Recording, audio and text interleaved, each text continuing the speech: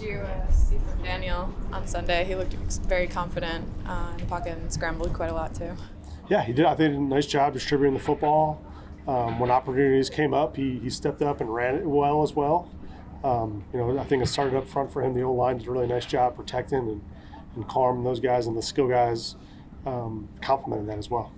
There was one or two where he kind of maybe could have slid or went out of bounds, not taking a hit. How much as coaches are you telling him to do that? And because I know that's a fine line, because we want you to be aggressive, but at the same time, hey, maybe don't take a hit on this one.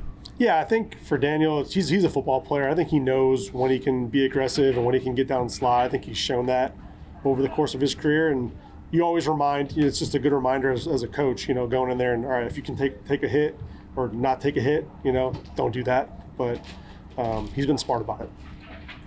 Mike, you've obviously been around younger players, younger skill players. I'm thinking of Theo Johnson. First couple weeks looks like you maybe swimming a little bit, growing pains.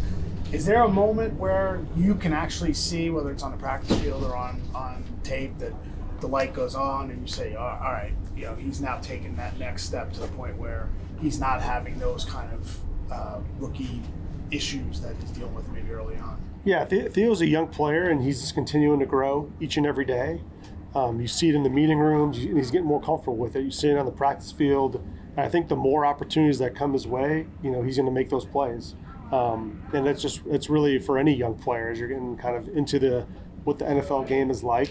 You're getting more comfortable and more confident, and Theo's doing that.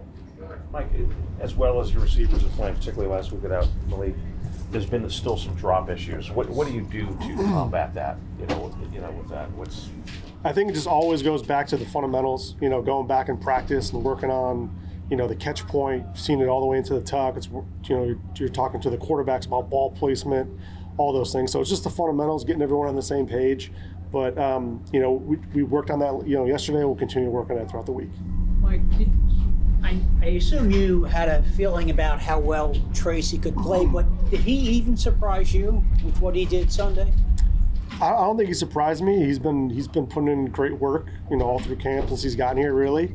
And he puts really good intent into the meeting rooms, and on the practice field he tries to be as detailed as he can be. And Coach Thomas has done a nice job, of getting him up to speed.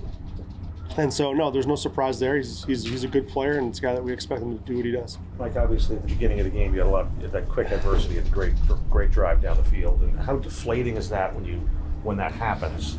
And I have a follow-up from that after that. I wouldn't say it's deflating. It's not the mindset we've had. It's something we have to learn from and grow from. And obviously, you don't want fumbles in general, especially at the inch line or all that. So. We got to learn from that, and we can't have those type of things. But I thought our mentality was good. That's a hard play to sometimes overcome. But we've had good leadership that can overcome that. So that was kind of where my follow was. As an assistant coach, and you see the way Dave's kind of handles things, even keel as he is. What have you learned from the way he does handle something like that? And there is no panic, and like you said, that's probably as hard a turnaround, at the beginning of the game as you can get. We've had a few of those. The first play of the game was a fumble for big minus, but we overcame it. So it starts with Dave's. Then it feeds through the coaches, feeds through the players, feeds through the leadership of on our side, the offense. And so that's a compliment to Dave's and what he's built around here with the culture and how we're going to handle adversity as a unit.